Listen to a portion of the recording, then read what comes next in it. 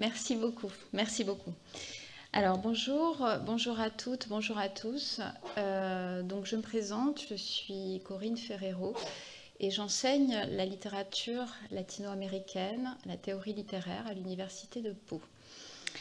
Ma communication aujourd'hui, qui s'intitule « Refaire un monde, puissance de l'engagement éthique de la littérature et de la philosophie contemporaine », s'inscrit dans un projet de recherche que je vais vous présenter très rapidement, très brièvement en 2 mots.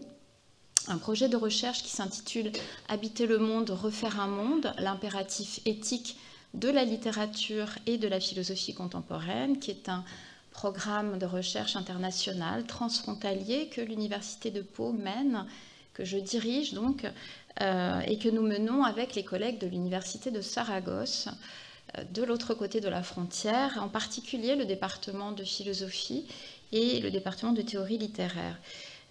C'est un projet de recherche dans lequel il s'agit d'explorer les nouveaux enjeux éthiques mobilisés par la pensée et la création contemporaine, la philosophie, l'économie, la sociologie, la littérature, le cinéma, dans leur rapport au monde et à l'agir.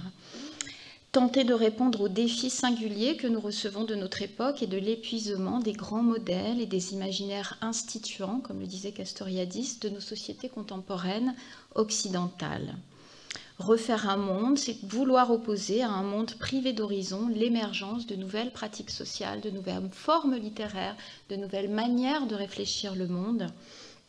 Et c'est ce que nous tentons d'interroger avec courage, valeureusement, dans ce projet de recherche qui inclut donc la participation très active de nos collègues espagnols.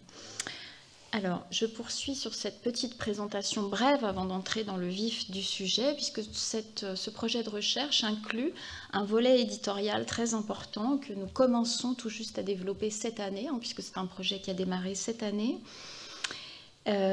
Donc avec la création d'une collection éditoriale spécifiquement dédiée à ce projet aux presses universitaires de Pau en collaboration avec UNA, qui est une plateforme d'édition en ligne, en open access. C'est une collection bilingue donc, dans laquelle nous traduisons des ouvrages espagnols. Nous pouvons publier des ouvrages en version bilingue qui s'appelle Dissidence. Dissidencias, qui est une collection donc bilingue et en libre accès, dont les ouvrages sont en libre accès en ligne. Voilà. Donc, je continue un petit peu cette promotion de ce projet de recherche qui me tient beaucoup à cœur, puisque nous venons de publier le premier ouvrage de cette collection, qui est un ouvrage de philosophie politique d'un collègue espagnol, un philosophe espagnol qui s'appelle Juan Manuel Aragüez. Et donc nous avons traduit cet ouvrage qui s'intitule Désir de multitude et qui vient d'être publié donc aux presses universitaires de Pau et qui est en libre accès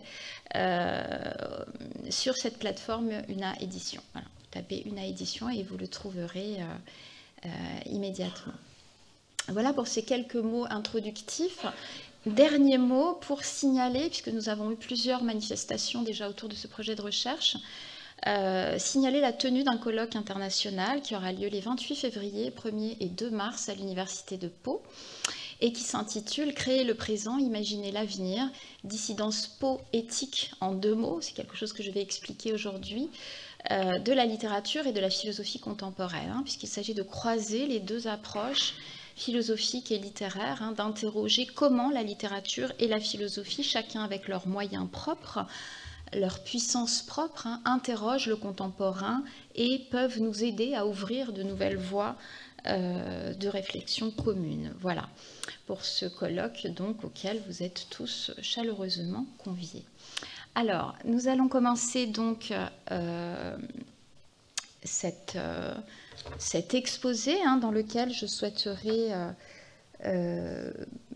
développer avec vous les idées relatives aux enjeux éthiques de création dans la philosophie et la littérature contemporaine, où j'essaye, dans ce travail avec d'autres, qui est un travail commun, collaboratif, de questionner les puissances de la littérature et de la philosophie pour penser le présent. Penser le présent, c'est sans doute la chose la plus difficile. Le présent, la chose la plus difficile à représenter en littérature également, à capter en littérature. Donc comment la philosophie et la littérature inventent peut-être de nouvelles formes, des formes qui communiquent entre elles, qui se mélangent entre elles parfois, puisqu'il y a des passerelles très intéressantes qui se créent entre la philosophie et la littérature, pour penser le présent et ouvrir de nouvelles voies, de nouvelles possibilités de vie en commun. Alors, je vais faire défiler tout au long de c'est un texte que je vais lire, je vais faire défiler quelques images pour que la présentation soit peut-être un peu moins abstraite, un peu moins lourde, puisque le contenu est un peu dense. Voilà, sachant que je prévois un temps de questions à la fin de cet exposé. Bien, nous commençons donc. La peau fragile du monde.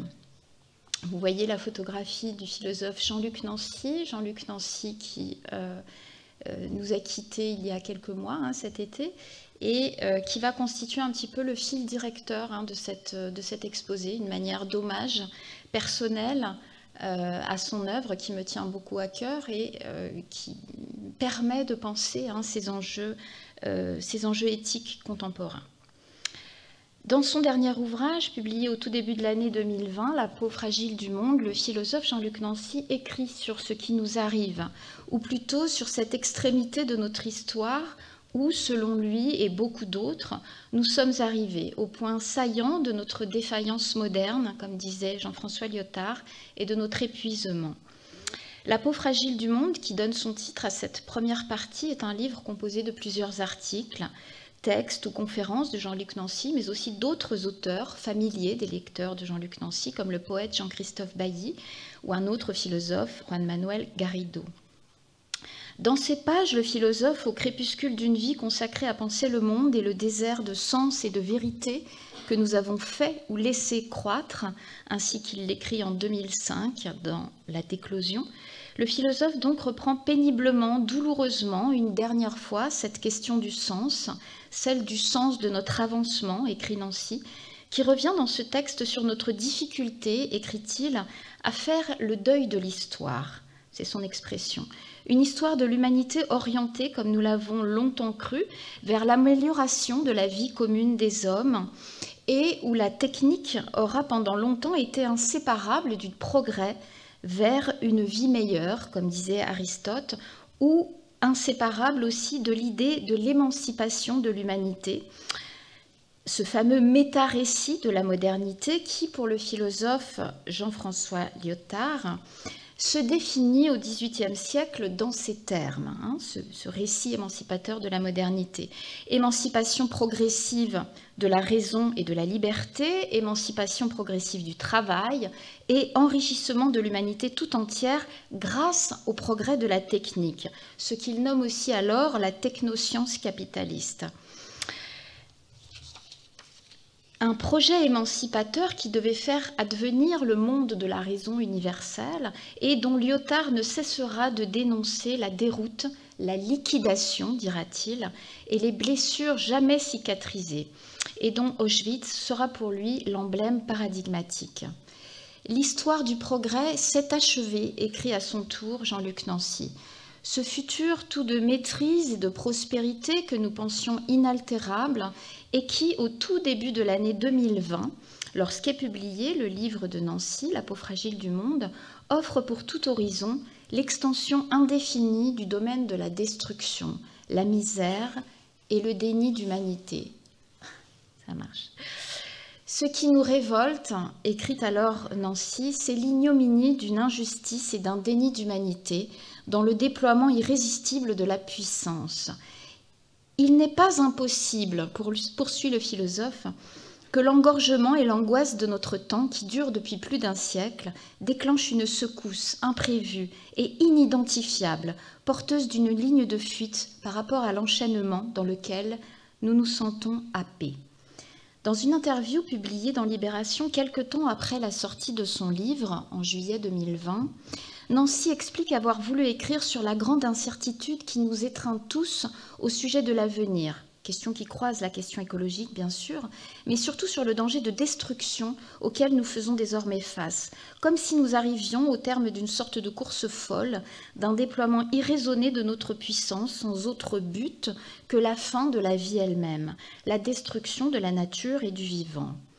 Nancy écrit encore en ouverture de La peau fragile du monde, ce que nous appelons destruction de la nature détruit en fait cela même qui propulse la technique. Voilà le point le plus intense, le plus chargé d'angoisse et d'attente.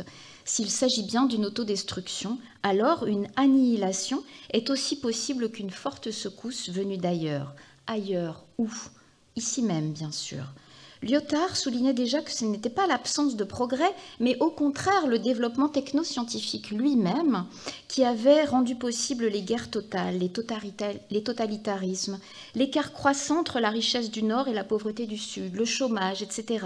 Une ironie tragique, aujourd'hui portée à son comble pour le philosophe dans l'autodestruction de l'humanité elle-même. Ce qui s'épuise, c'est l'Occident lui-même, ajoute un peu plus loin Nancy, qui appelait encore dans son tout dernier ouvrage consacré à la pandémie de Covid-19, un trop humain virus, à agir contre la pathologie profonde, disait-il, de notre civilisation rationnelle et opératoire, et à trouver un vaccin contre, je cite, la réussite et la domination de l'autodestruction. On sait que durant les derniers mois de sa vie, l'auteur, qui souffrait lui-même d'insuffisance respiratoire, dut faire de constants et difficiles allers-retours entre son domicile et l'hôpital. On sait aussi que cette pandémie, dont la présence ou l'imminence semble hanter les pages du dernier livre de Nancy, l'avant-dernier, aura sans doute été pour le philosophe un ultime et puissant révélateur de nos souffrances. Une sorte de chute dans le réel, l'effectif, qui nous aura permis de saisir dans nos corps, à même la peau, toute l'angoisse de notre temps. Et peut-être aussi de saisir l'exacte mesure d'une exigence, ou plutôt d'un impératif éthique, posant ou reposant en son centre la question de l'homme, ou de l'humanité de l'homme. Répondre de l'humanité dans son humanité même.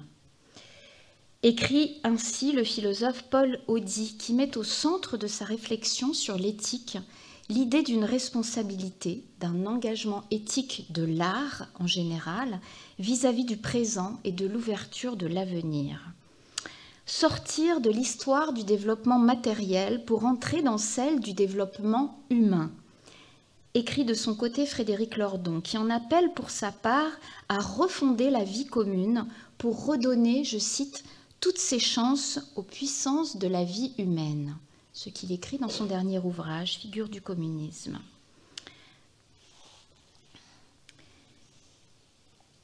Dans l'entretien qu'il accorde au journal Libération à la sortie de La peau fragile du monde, Nancy avoue aussi avoir repris pour écrire son livre de vieux carnets qu'il avait laissés un peu en repos et qui, lorsqu'il se mit à les relire, lui apparurent comme d'étranges prophéties. Impossible, quelques mois après sa publication, de ne pas voir dans l'ouvrage du philosophe une anticipation troublante de la tempête déclenchée par l'apparition de la pandémie de Covid-19. Comme si le philosophe avait saisi le monde au bord le plus extrême de sa chute, quelques secondes à peine avant le crash sanitaire et l'affolement de la planète tout entière. Comme si les bords du temps s'étaient repliés sur eux-mêmes et que nous étions pris sous les glaces d'un présent tellement massif qu'il ne laissait plus rien présager, ni espérer d'autre que le pire, ou le même empire. Nous n'avons plus de temps présentable, ni passé, ni présent, ni avenir, écrit encore Nancy, pour qui toute imagination demeure fatalement prisonnière d'une sorte d'illusion collective, ou d'hallucination consensuelle sur notre humanité, ou plutôt l'image que nous continuons de nous en faire, avec, je cite, sa raison, ses droits, sa puissance et sa maîtrise de l'univers, dit Nancy. À ce conte-là ou à ce jeu-là, point d'avenir qui ne soit en quelque sorte déjà écrit, déjà verrouillé, déjà tristement calculable. Un sentiment qu'il y a plus d'un demi-siècle, l'immense écrivain et poète argentin Jorge Luis Borges, sur l'écran, que vous voyez sur l'écran, exprimait déjà à sa manière, notamment dans les textes qu'il consacre à un genre narratif nouveau que les Américains du Nord, dit Borges, nomment alors science fiction ou scientifiction. Dans le prologue qu'il écrit à l'édition argentine des chroniques de Ray Bradbury, ici, voilà, ça marche. Borges s'attarde, alors on est en 1955 quand il publie cet ouvrage, Borges s'attarde longuement sur la noirceur et la tristesse de ces récits de l'expansion future du genre humain sur la planète rouge, la puissance de destruction et d'annihilation qui anime cette entreprise de colonisation humaine de la planète Mars, ce que raconte donc Ray Bradbury, et la forte impression de terreur et de solitude, dit Borges, qu'elle provoque chez le lecteur. Il faut dire qu'à la fin de la Seconde Guerre mondiale, quand Ray Bradbury publie ses premières nouvelles, l'émerveillement pour le développement de la science moderne a largement laissé la place au désarroi et à l'angoisse face à la barbarie destructrice qui s'était déjà ébauchée dans les tranchées de la Première Guerre mondiale, plongeant les humains dans cette horreur métaphysique qui, pour l'écrivain argentin, nous condamne à ne plus savoir qui nous sommes, ni quel est, écrit encore Borges, pour Dieu lui-même, notre vrai visage. Mais comment ces affabulations peuvent-elles me toucher d'une façon si profonde, poursuit Borges, qui ressent dans la désolation de ces hommes du futur toute l'horreur et la pesanteur du temps présent. Un temps immobile où le présent préfigure toujours pour Borges l'infamie des mondes à venir. Mais n'est-ce pas aujourd'hui ce même sentiment qui prédomine ? Celui d'une brutale rétractation des temps où plus rien ne semble pouvoir advenir. C'est par exemple ce que met en lumière l'historien Enzo Traverso dans son ouvrage « Mélancolie de la gauche » qui déplore l'éclipse des utopies contemporaines de l'émancipation collective, au profit de visions dystopiques d'un avenir cauchemardesque qui abonde dans les séries télé, dans les livres de science-fiction, la confiscation du rêve d'une humanité libérée et le confinement de nos imaginaires dans l'étroitesse d'un présent frénétique ravagé par le mirage de l'innovation et de l'autoréalisation individuelle. Aujourd'hui, l'imagination n'est pas au pouvoir,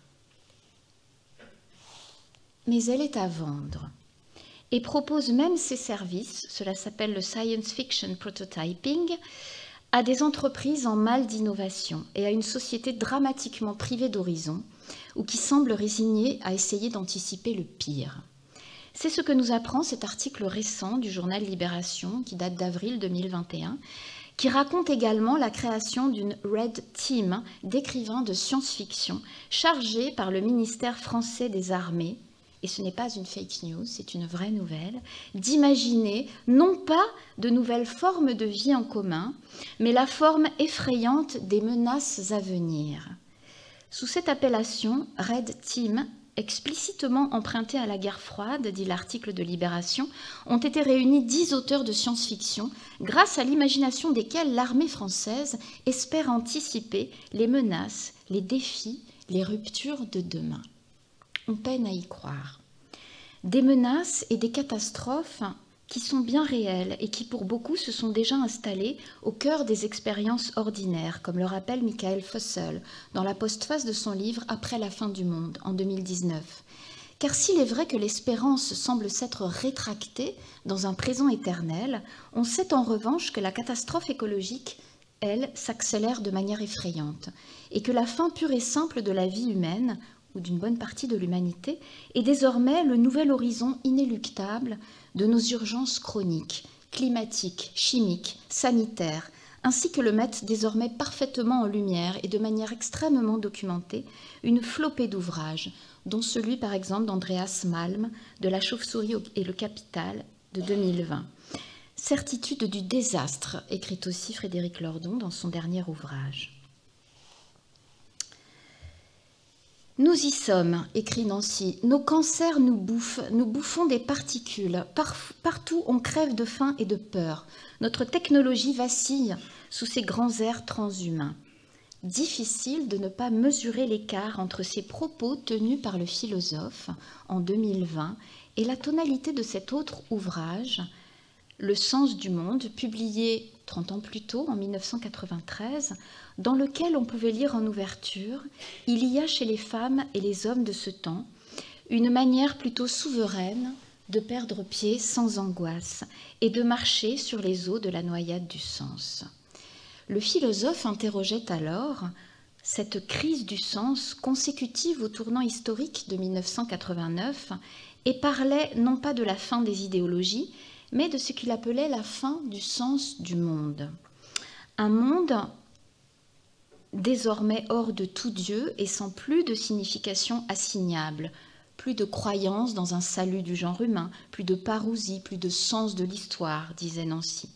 Une fin du sens du monde, pour reprendre son expression, qu'il ne fallait surtout pas confondre avec son anéantissement, puisqu'il s'agissait au contraire pour le philosophe d'explorer le sens de ce qui fait notre communauté, le sens d'être en commun, la possibilité de nos cohabitations, et d'ouvrir à ce que le philosophe appelait aussi une praxis du sens du monde.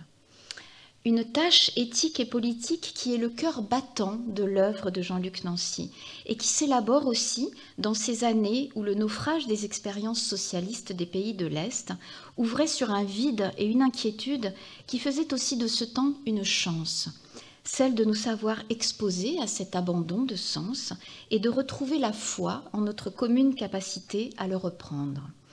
Convaincu peut-être que le parjure n'avait pas tout à fait emporté la promesse de l'émancipation et de la liberté. Mais près de 30 années plus tard, quelque chose semble s'être inversé dans l'ordre des forces et des puissances. Et l'épreuve du vide, qui dans cet ouvrage de Nancy s'affectait aussi d'une sorte de vertige un peu enivrant, est brutalement devenue celle d'une chute irrésistible dans la matérialité sensible des dévastations de nos vies, de nos corps machinés et meurtris, de nos identités algorithmées, de nos sols empoisonnés.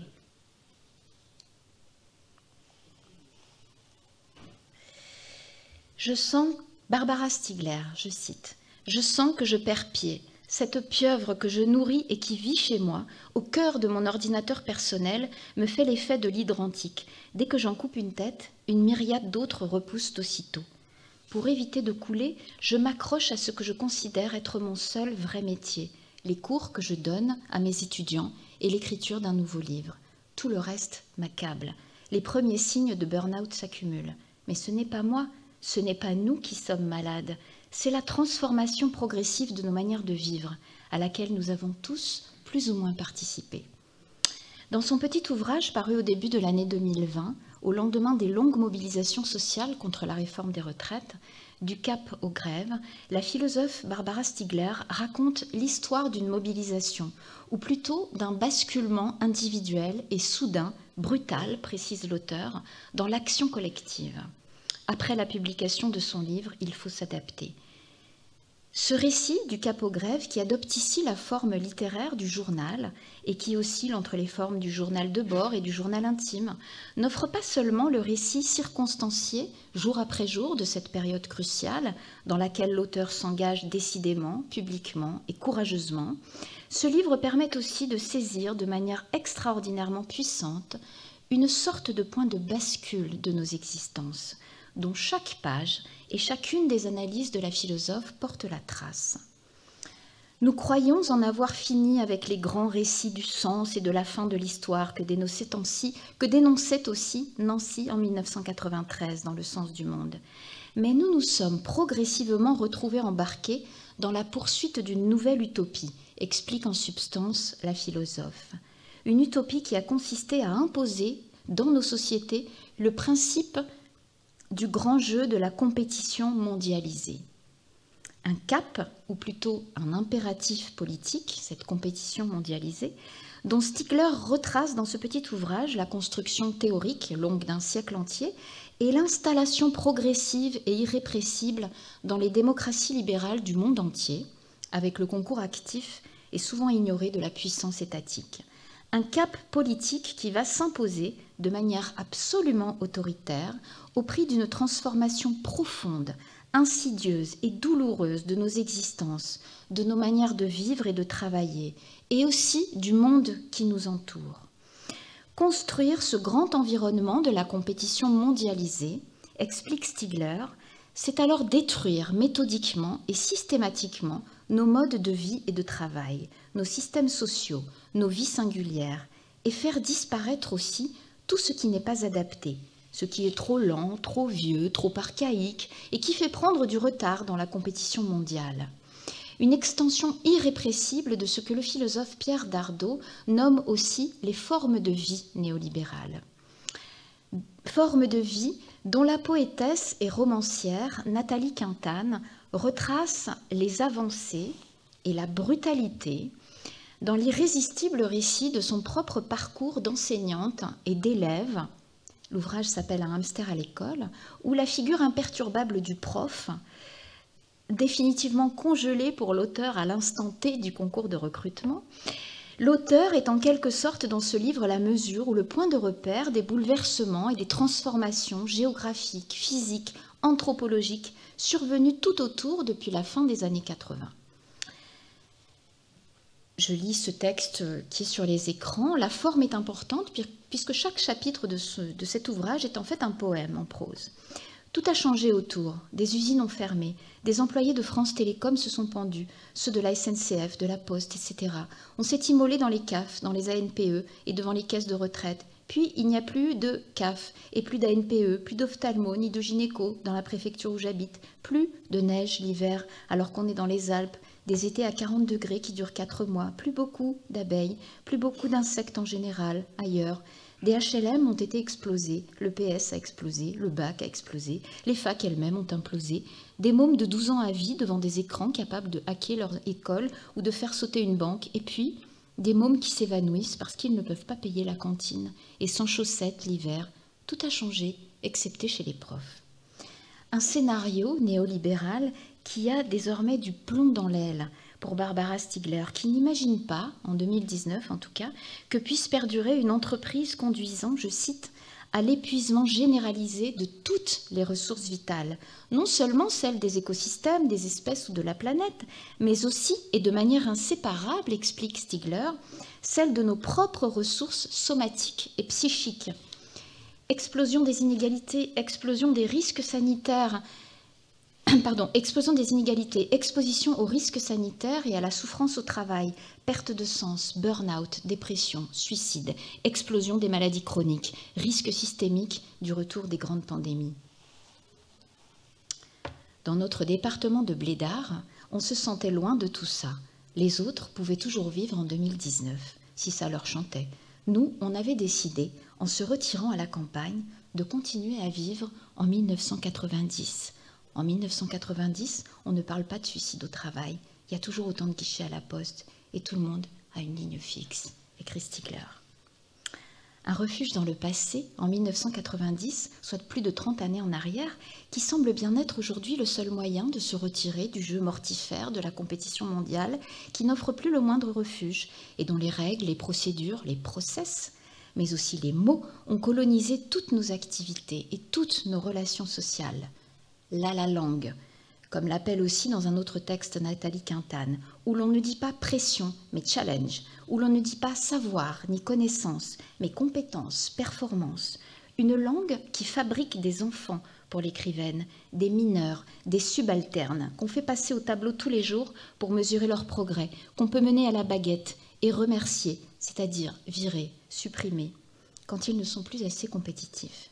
Une langue que nous avons tous appris à parler à la dure, car elle s'active partout, avec ses règles et ses process inhumains, dans les entreprises, dans les écoles, les hôpitaux, les universités, dans les journaux, à la télé, et dont seule peut-être la littérature, la philosophie, peut parvenir encore à s'extraire. Un refuge dans le passé, en 1990, que Nathalie Quintane imagine peut-être aussi comme une espèce de retour vers le futur. ou comme Marty McFly dans le film de science-fiction Back to the Future, que certains connaissent bien, d'autres peut-être moins, qui date de 1985, on pourrait changer le cours des choses. Si l'on revenait dans le passé, on y croiserait alors sans doute le philosophe Jean-François Lyotard, qui écrivait dès le milieu des années 80, dans sa très belle adresse au sujet du cours philosophique, milieu des années 80, le monde parle vitesse, jouissance, narcissisme, compétitivité, réussite, accomplissement. Le monde parle sous la règle de l'échange économique généralisé à tous les aspects de la vie, y compris les affections et les plaisirs. Des propos qui préfigurent de manière très borgésienne ceux de Quintane ou des philosophes Pierre Dardot et Christian Laval dans leur description de la logique normative d'un néolibéralisme ayant progressivement envahi tous les champs de l'activité humaine et le moindre recoin de nos psychés jusqu'à déterminer les formes de nos vies elles-mêmes. Travaux qu'on peut retrouver dans ces deux ouvrages. On y croiserait aussi dans ce passé, dans ce retour vers le futur au passé, on y croiserait sans doute aussi à la toute fin des années 80, le cinéaste italien Nanni Moretti, dans la piscine de son film extraordinaire Palombella Rossa, sorti en 1989, qui est une sorte de fable tragicomique sur la terrible perte des idéaux révolutionnaires et émancipateurs du Parti communiste italien, et dans lequel Nanni Moretti, qui est dans ce film un joueur de water-polo, comme on le voit sur cette image, et un dirigeant communiste amnésique, s'en prend alors vertement à tous ceux qui parlent mal et dévoient le sens des mots. Come parla, le parole sono importanti. Je crois que tout le monde comprend. S'exclame Moretti, s'adressant à une journaliste venue l'interviewer. Nanni Moretti insiste alors également sur la nécessité, je cite, d'inventer un langage neuf. Mais tu es bien trop sensible, lui répondent les deux trublions qui lui donnent la réplique et le poursuivent au bord de la piscine. Nous devons lutter contre la perte de sens des mots, contre les mots mal employés, s'insurge Moretti, toujours dans sa piscine, puisqu'il parle dans sa piscine. On doit prendre garde à ne pas faire des mots un usage criminel. Mais de quoi parle exactement Nanni Moretti ? Peut-être d'une réalité nationale et politique que le cinéaste pressent alors imminente, le berlusconisme ravageur des années 90 et 2000, ou peut-être, plus généralement encore, de la puissance d'un basculement politique, systémique et anthropologique, celui que décrit Barbara Stiegler, qui est aussi un basculement éthique et sémantique, où les mots sont des actes, mais pas vraiment cet acte au service de l'homme, du corps social et de la révolution que l'immense poète péruvien César Vallejo aspirait dans les années 30 à construire dans ses poèmes, à l'époque où l'art, et particulièrement la poésie, s'était donné pour mission de transformer le monde, de repenser entièrement le monde à partir de l'homme lui-même. Des mots, ceux dont parle déjà Moretti en 89, qui pour la romancière Sandra Lucbert activent aujourd'hui leur puissance destructrice dans nos vies singulières, de femmes, d'hommes et d'enfants, soumises aux règles d'un nouvel ordre salarial, mondial et globalisé, qui nous traverse et nous trace jusque dans nos corps, avec une violence que nous ne parvenons plus à nous figurer. Des mots qui nous tiennent prisonniers dans leur toile. La toile, c'est le nom du deuxième roman de Lucbert. Des mots qui claquent, comme les plans Act et Next du crash programme mis en place en 2006 par les dirigeants de France Télécom pour supprimer ou faire disparaître 22 000 postes de travail. Se séparer de 22 000 collaborateurs, devrait-on dire maintenant. Des mots qui imposent peut-être aujourd'hui qu'on les surveille comme le lait sur le feu et qu'on les travaille au corps. Une exigence qui est peut-être devenue un véritable impératif éthique de création pour la littérature contemporaine et l'enjeu de nouvelles poétiques capables de nous faire voir et percevoir ce que nous ne voyons plus. Cette exigence éthique est déjà bien celle du génial Nanni Moretti dans Palombella Rossa, dont les propos sur l'usage criminel des mots résonnaient déjà en Italie avec une force prophétique troublante. Dans La Cosa, Film documentaire que Moretti réalise quelques mois après Palombella Rossa, qui sort en 1990, le cinéaste prend sa caméra pour aller suivre les débats organisés dans toutes les sections du Parti communiste italien, à l'initiative de son secrétaire général d'alors, qui vient de décider, quelques jours après la chute du mur de Berlin, en novembre 89, d'entreprendre la transformation du Parti communiste italien pour en faire une chose plus grande et encore plus belle. Una cosa più grande e anche più bella. Ça sonne mieux en italien. Une chose, la cosa, que Moretti suit de très près dans tous les débats touchant au nouveau nom qu'il s'agit de lui donner. Une chose qui disparaît définitivement quelques semaines plus tard. Il y a des décisions prises par les hommes politiques depuis des années 80 qui ont des conséquences telluriques pour des décennies sur la vie de sociétés entières, explique la romancière Sandra Lucbert en 2020 dans un entretien sur France Culture. Et c'est quelque chose qu'il est impossible de voir quand ça arrive, quand ces décisions nous tombent sur la tête. Dans le numéro pur, l'un des 5 petits textes qui composent ce petit livre de Marguerite Duras, le dernier livre que Marguerite Duras publie, Duras se demande très sérieusement de l'aide à ses lecteurs pour consigner les noms et les prénoms de toutes les femmes et les hommes qui travaillèrent dans la grande usine de Renault à Billancourt depuis sa création en 1929. On est au printemps 1992 et au journal télévisé, on annonce la fermeture définitive de ce bastion historique du prolétariat ouvrier français, qui s'apprête alors à licencier, on ne dit pas encore remercier, 3000 ouvriers.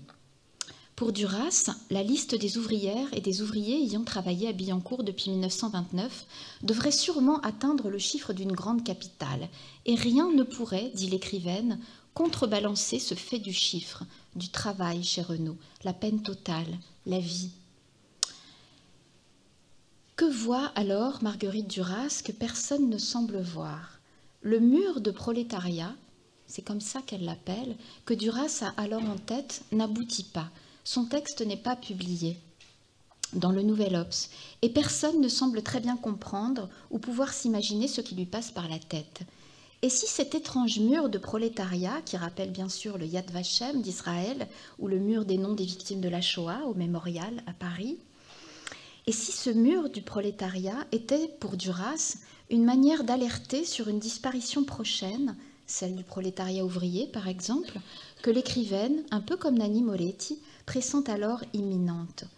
Et si Duras, à l'image de Lyotard ou de Moretti, avait en quelque sorte su préfigurer dans ce petit texte la réalité à venir, ou avait su se figurer l'impensable. Perfectionner le regard, donner des yeux à la pensée, c'est ce que propose de faire Sandra Lucbert en ouverture de son fabuleux récit « Personne ne sort les fusils ».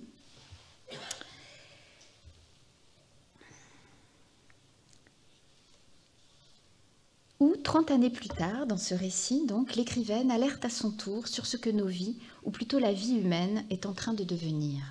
Dans ce livre, Lucbert fait le récit littéraire du fameux procès des 7 dirigeants de l'entreprise France Télécom en 2019, pour le délit de harcèlement moral et institutionnel de ses employés entre 2006 et 2010. Comme on s'en souvient, 105 personnes se suicident à cette période suite à la mise en place des fameux plans de restructuration de l'entreprise. L'autrice fut une des journalistes d'Un Jour qui, à l'initiative du syndicat Solidaire, furent invitées à suivre une des 40 journées d'audience de ce que l'on appela alors dans la presse le Nuremberg du management. C'est l'histoire d'une structure jugée par elle-même, écrira Lucbert, qui explique que comparaissent alors à la barre des méthodes et des protocoles d'organisation salariale violentissimes, inventés pour soutenir la dérégulation financière décidée par les gouvernements français et européens dès les années 80, pour libérer du cash flow et s'assurer de sa disponibilité permanente en instaurant dans la vie des employés l'instabilité caractéristique des marchés financiers, la peur, l'angoisse, l'intranquillité permanente. Standing ovation pour les managers qui atteignent les objectifs du gigantesque plan d'élimination des employés, dont la violence inimaginable et insoutenable peut seulement se concevoir pour l'autrice dans une organisation sociale qui l'autorise et qui a fait proliférer cette machine destructrice aux 4 coins du pays. la fameuse guerre ordinaire menée au mode de vie et de travail qu'évoque aussi Nathalie Quintane dans son livre. Éliminer, liquider, vider, désalarier le flow, dit Luc Baird, telle est la nouvelle nécessité imposée par la libre circulation du flow qui s'applique alors à la lettre. Harcelés, humiliés, les employés indésirables sont également installés dans des bureaux vides ou même abandonnés dans des bâtiments désertés par l'entreprise. Pas de limite au projet de liquéfaction générale des employés, qui, pour Luc Baird, se radicalise furieusement à l'ère du capitalisme financier, jamais à court de bonnes recettes et dûment récompensé. Récit d'une de ces recettes. Réchauffer l'eau jusqu'à ébullition, faire bouillir les affects de crainte, les blessures, les tourments, jusqu'à faire décohérer les individus. Ils décohèrent en 2 temps. D'abord les groupes, ensuite chacun. Écumer soigneusement la rage qui peut se former à la surface pendant la cuisson. Elle contient des impuretés qui contrarient les agences de notation. Alors, seulement, ajouter les épices, annonce tonitruante de plans de transformation, mutation outre-mer du conjoint, déménagement des bureaux pendant le week-end, invention de fautes professionnelles et des herbes aromatiques. Proposer aux fonctionnaires une reconversion dans la pizzeria ou la crêperie, ouvrir une formation pour ouvrir un bar-tabac. L'écriture de ce livre s'est imposée rapidement comme un refuge, explique Luc Baird, qui insiste sur la nécessité de s'extraire de la langue collective et son conglomérat d'évidences solides qui accompagne et banalise la violence inouïe qui s'exerce quotidiennement sur le corps social. Une langue commune dans laquelle a cristallisé la fiction d'une rationalité économique qui existerait ab aeterno et que l'écrivaine s'emploie à démonter, ou plutôt à pulvériser, dans un exercice littéraire de haut vol où viennent s'entrechoquer les innombrables formes, poèmes, portraits, récits à la première personne et la foultitude d'états possibles du langage qu'offre la littérature pour mettre KO cette langue abominable et totalitaire, rendue dans cet ouvrage à son historicité véritable et sa vacuité fondamentale. Écrire pour voir en prose la manufacture humaine de ce que Luc Baird appelle la sainte trinité du flot, qui détruit nos existences et pourrait bien finir par détruire l'humanité elle-même, l'humanité de l'homme, l'humanité comme qualité, dit aussi Lordon. Faire le saut hors du rang des assassins, voilà en quoi l'éthique pourrait bien aider l'homme de demain, écrit aussi Paul Audy, reprenant à son compte la belle idée exprimée déjà par Kafka sur la littérature elle-même. Dans Du Cap aux Grèves, la philosophe Barbara Stiegler s'attache aussi à décrire l'expérience personnelle et singulière de son basculement brutal dans l'action et la mobilisation sociale entre novembre 2018 et mars 2020. À cet égard, l'auteur interroge plus particulièrement le rapport que peut entretenir une ou un philosophe à l'action collective et au monde qui l'entoure. Comment concevoir un tel saut dans la mobilisation sociale alors que l'écriture ou la réflexion philosophique sont par nature des activités qui m'isolent, me séparent du reste du monde?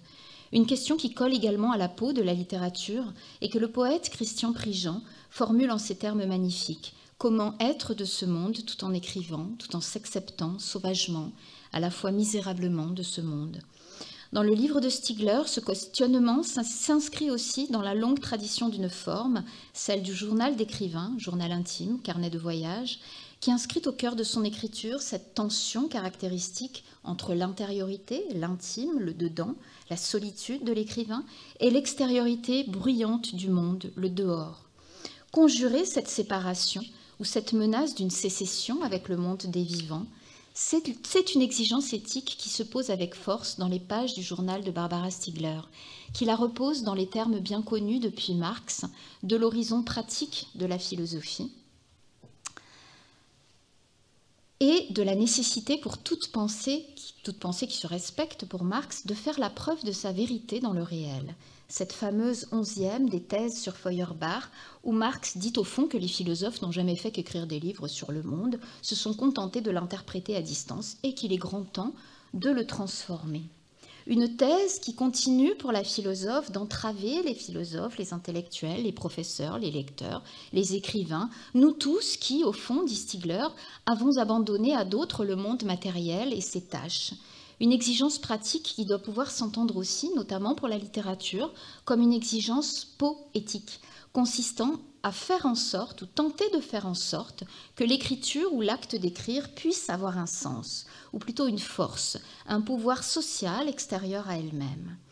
Une exigence éthique qui est toujours un véritable défi pour les philosophes et les écrivains, et que Barbara Stiegler exprime en ces termes: faire de la lecture et de l'écriture de nos livres, de ces activités qui nous isolent et qui nous séparent physiquement du reste du monde, ce qui nous ferait basculer enfin, en chair et en os, dans une vie collective partagée avec d'autres vivants. À cet égard, il s'agit bien pour la philosophe de retrouver la dimension proprement sensible, physique, charnelle du monde, habiter à nouveau les lieux et les espaces communs qui nous entourent, se confronter physiquement à la matérialité sensible du monde, dont nous sépare aussi l'atomisation de nos vies numérisées et compulsivement rivées à nos écrans. Relier la pensée au corps et à ses affects, dit aussi Stiegler, qui plaide dans son petit ouvrage pour œuvrer à de nouvelles manières singulières d'éprouver le monde.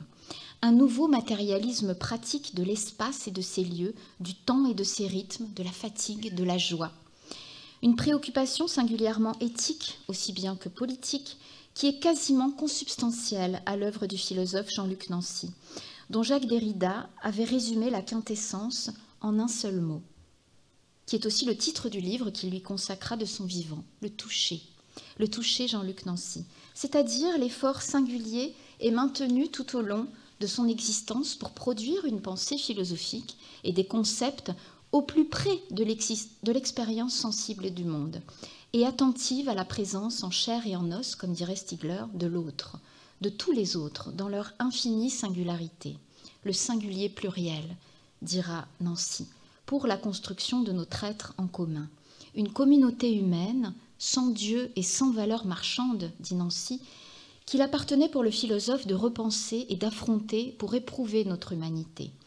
Un projet que le philosophe entreprend pour sa part dès le début des années 80, dans la communauté des œuvrés, ce petit livre, en s'aventurant sur le terrain alors peu ou pas exploré de la communauté et du commun, et alors même que le communisme réel avait fait long feu.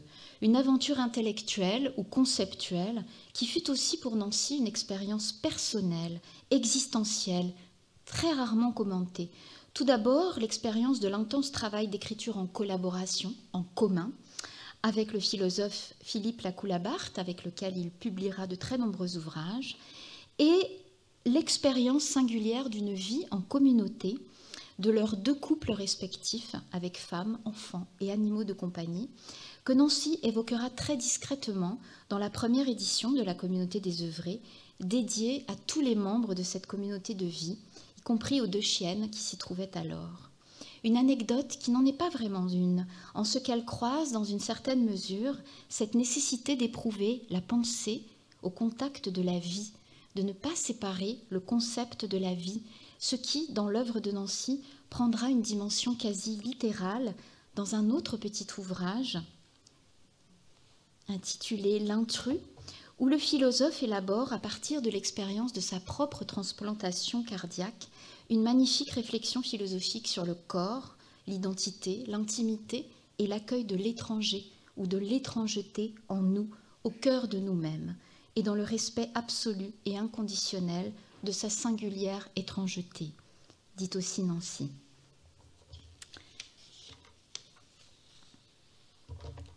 Je vais passer car le temps presse et je dois laisser du temps pour les questions. Donc je vais passer rapidement sur la fin.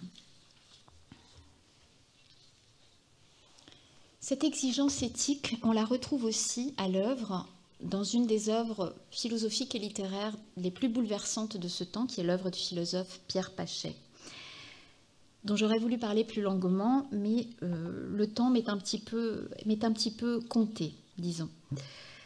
Le philosophe y développait cet exigeant exercice de vigilance à soi et au monde, qu'il appelait aussi la vie intérieure, et qui était une manière pour le philosophe d'être à la fois présent à soi-même et aux autres. Dans un ouvrage intitulé « L'œuvre des jours », le philosophe réfléchit sur le pouvoir des émotions et leur force ou la puissance d'intelligibilité du réel de ces émotions, qu'on a tendance à ranger dans la catégorie des émotions sensibles et non conceptuelles. Leur puissance d'intelligibilité du réel et leur force d'accès au présent commun et partagé. Je lirai ce petit texte qui est sur l'écran de Pachet à ce sujet. Me séparant des autres pour être moi et occuper ma place, écrire, lire, écrit Pachet, je m'arrache à un présent commun, indistinct, sur lequel il n'y a pas lieu de veiller. Dans un livre ancien, De quoi j'ai peur, je regardais agir avec peur justement cette puissance d'arrachement du présent. Je guettais les simultanéités, les risques qu'elles font courir. Comme un enfant, j'aurais voulu intervenir, crier au feu, raccorder les existences détachées, au moins supplier les vivants d'être plus attentifs. Autour de cette émotion essentielle, je suis bâtie, écrit Pachet. Elle dessine le monde que je puis habiter et où penser m'est possible. Habiter humainement le monde, proposait encore Nancy peu de temps avant sa mort dans son tout dernier ouvrage. Toucher la peau fragile du monde, c'est travailler inlassablement à trouver ce point d'équilibre et de partage fragile et toujours instable entre soi et le monde, soi et les autres.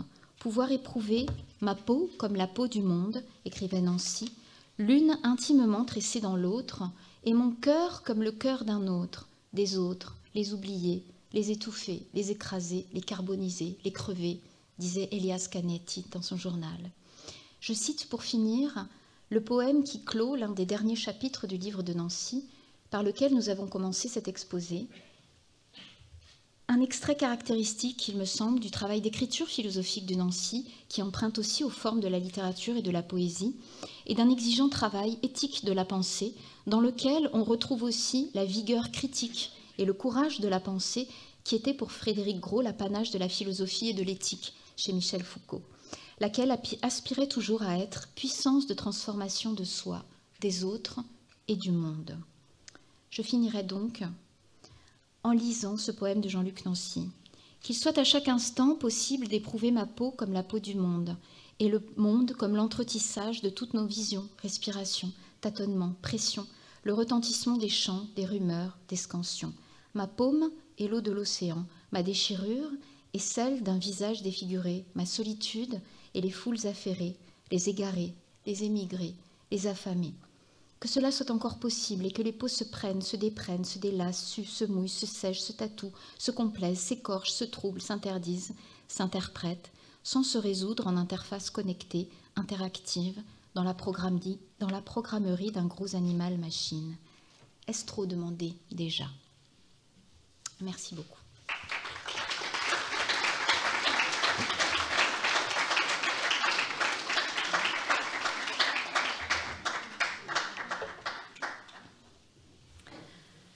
Donc, s'il y a des questions, il y a un micro qui doit circuler normalement. Je ne sais pas s'il circule ou pas.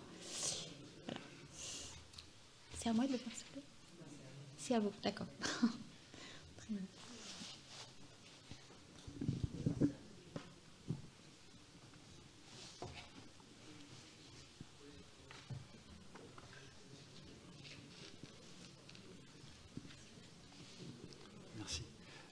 J'aurais deux questions, juste une pratique. Est-ce qu'il est possible d'avoir les références des ouvrages que vous avez évoqués? Oui. Et la deuxième, vous évoquez des philosophes qui ont fait un constat pour le moins alarmant, mais assez, me semble-t-il, très objectif. Mais dans la perspective on va dire, d'un colloque sur la reconstruction, est-ce qu'ils ont, eux, éventuellement pensé une reconstruction? Ah oui, alors, je me suis peut-être mal exprimée. C'est justement tout le point, toute l'entreprise. Alors, une boîte à outils avec les réponses déjà prêtes, non. Non. Mais c'est précisément ce travail à l'œuvre dans la pensée contemporaine, dans la philosophie et dans la littérature contemporaine, qui est un travail de rapprochement. Habiter le monde et la matérialité sensible du monde n'est pas une affaire facile pour la philosophie qui a tendance à conceptualiser depuis une distance assez lointaine. Donc je dirais que c'est ce travail-là de conceptualisation au plus près du réel qui s'amorce dans la pensée contemporaine, précisément. Et la question du commun, de réfléchir sur la communauté, la place ce qu'est l'autre, ce que je suis moi par rapport à l'autre et comment l'autre me définit moi-même. Alors ça, c'est le travail au long cours de toute la philosophie, par exemple, de Jean-Luc Nancy, qui à la fin de sa vie, effectivement, était très sombre sur le dernier ouvrage que j'ai cité en particulier, où il y avait vraiment, on sent des accents extrêmement désespérés. Et,